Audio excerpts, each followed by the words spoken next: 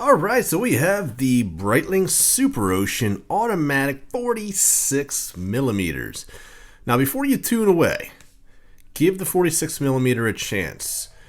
But if you already want to tune away, they do offer the SuperOcean in many different sizes, including a 44, a 42, and also a petite 36. So let's just get into the watch itself. Now, first and foremost, I want to give a shout out to Rich over at Saltzman Jewelers over in Rhode Island. They actually were very gracious to loan this into the channel. I actually have developed a new relationship with Saltzman's. Now, to their credit, they did say whatever you want about the watch. All we're looking for is just a shout out. So that's what I'm going to do today. And I'm glad he said that because that's what we do here at Average Joe Watch Reviews. So we're going to definitely give you guys the honest opinion. So here we go. In regards to the 46 millimeter, this is going to be the only model where you're going to get the bi-directional feature. You can see this little lock here. This is a Breitling patented lock that will allow you to twist the bezel both ways, as you can see there. And then you lock it in place and it's not going anywhere. All the other models are going to have the typical uni-directional going counterclockwise. So just like a typical diver. So this SuperOcean is actually giving the nod to the 1960s diver, the slow motion. And you can see a lot of inspiration from that particular model. Now the square minute hand here is obviously different than the squared slow motion hand that they had. There's definitely some design cues. We have this very large chapter ring here, which again is inspirational of that watch. Now, this design is something that I've seen collectors either love it or hate it, but I haven't seen a lot of people in the middle. And I must admit that I was one of those haters. I was a person that said, man, this looks like a micro brand watch. I did not think that this was from Breitling. But now that I've actually seen it in different configurations and have handled it, I've actually have grown to love the watch. So sometimes you just have to handle a watch before you really give a true opinion. So what is running the Breitling SuperOcean? Well, we're actually looking at the Breitling caliber Breitling 17. And what that is essentially is an ETA 2824 that Breitling modifies and puts their own little twist and spin on. And they obviously get it into COSC certified specs. Now this watch here, I put it on the time graph, is running. It was running anywhere from +2 to +5, which is within COSC. Now I don't run the time graph on every single position that Breitling would. So I mean, running it in one position and giving it a number is not fair. But just from the one test that I did, it was running within COSC certification, or COSC spec. So this looks like a big boy. And as you can see, we have crown guards, which doesn't help with the girth. But I think, and of course this patented lever here doesn't help either. But I think what does help keep this watch under control is a couple factors. One is the design factor of having a huge chapter ring. So you don't have a whole bunch of blue as the dial, because if this was all dial, this would look like a really huge watch. So the dial itself looks like a dial that would come from maybe a 39-40 millimeter. So the design cue does help keep that under control. Also, the bezel here, it looks a little thinner because of how thick the chapter ring is.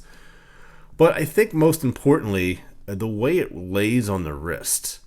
And we'll take some dimensions here on that in a moment. But look at the way that the lugs really taper down. I mean, they actually taper down to almost what would look like a curve that would actually like almost be like a bracelet on your wrist.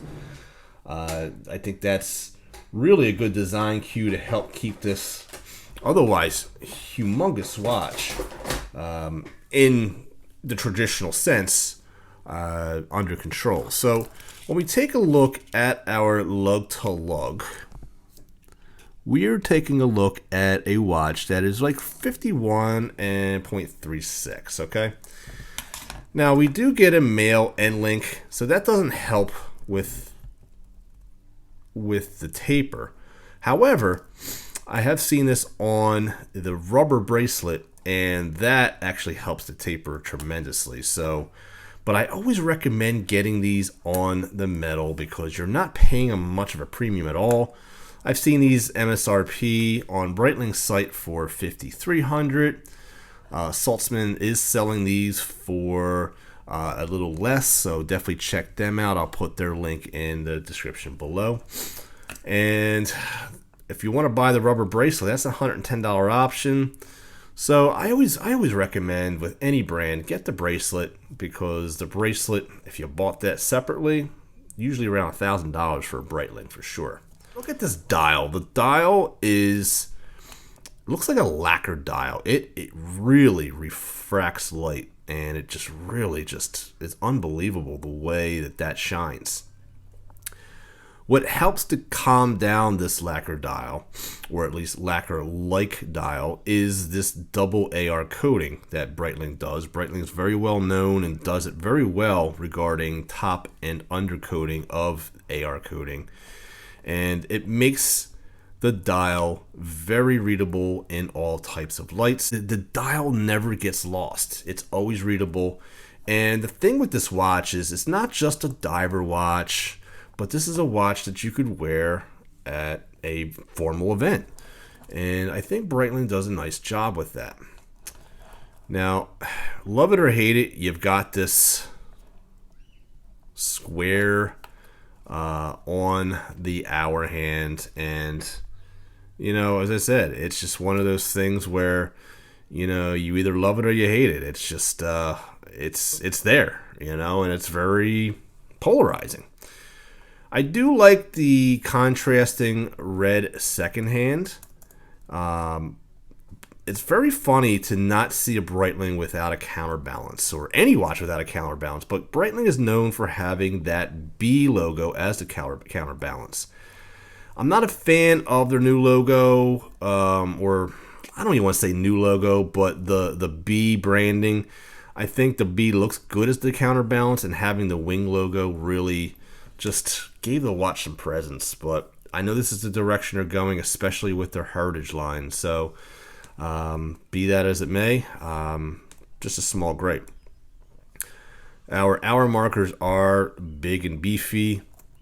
As you can see, there is those faceted indices, outlined in that stainless.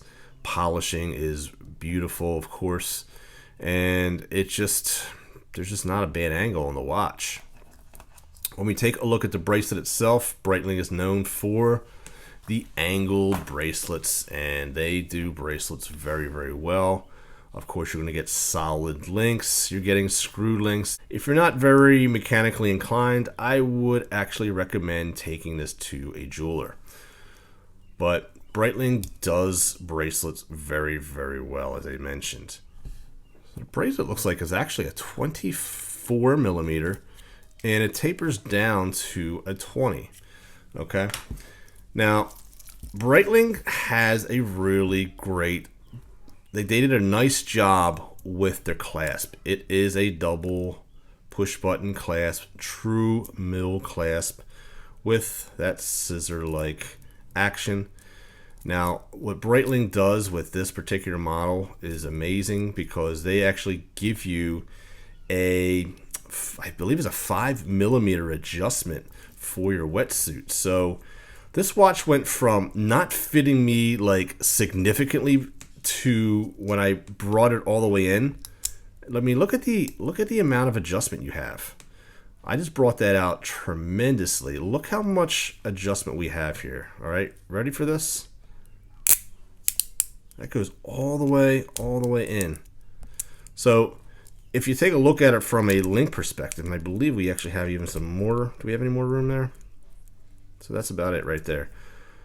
We're looking at 1.5 lengths, which is pretty significant, guys. So I'm impressed. I'm impressed by how easy the system is, by the way. I mean, look at that. It just comes out very easily, and then you just slide it back in without a problem.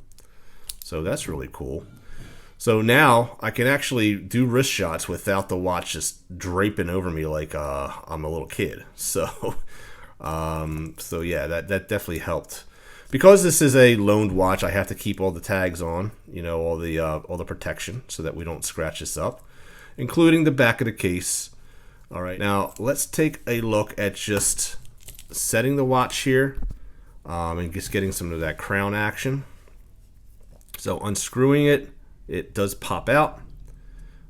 First and only position, it will hack the movement. And we have no date, so makes this a very good grab and go watch. Pop it in. Listen to that. Screwing it back in, very simple. Just push it and it goes right in. Locks it up, screw down crown. Got the B there. Got the B with Breitling on the clasp. Take a look at, let's just take a look at a loom shot real quick. Breitling does that BGW9 Super-LumiNova. So you've got that ice blue LumiNova that's going to last you through the night. Very good loom, very readable watch. I mean, what bad can you say about it besides that it might be a little bit too big? Now, on my 7-inch wrist, I'm going to show you guys what it looks like. And as you can see, it doesn't particularly look the part. Now, I personally wouldn't get it in this size. I would actually look at the 44, maybe the 42. I would also look at a different color as well. Not saying that I don't like this color, but this blue is a little too dark for me. I actually like the turquoise, or should I say the Tiffany dial. I think that one I'm really tempted on. But yeah, they have a lot of different color varieties. The only problem with the colors is that the colors aren't offered in all sizes. So you get different colors with different sizes, and it gets a bit confusing. So you have to go on Breitling's website and take a look at the different variations. I wish that you could get color options in simply any size that you want, as opposed to it being certain sizes for certain colors. So there's a negative there for you. So there's my 2 cents, guys, and I appreciate you joining me. Remember, check out Saltzman's site. Thanks to Rich and his team for letting this watch in for review. I'll see you guys next time on Average Joe Watch Reviews. God bless, my friends.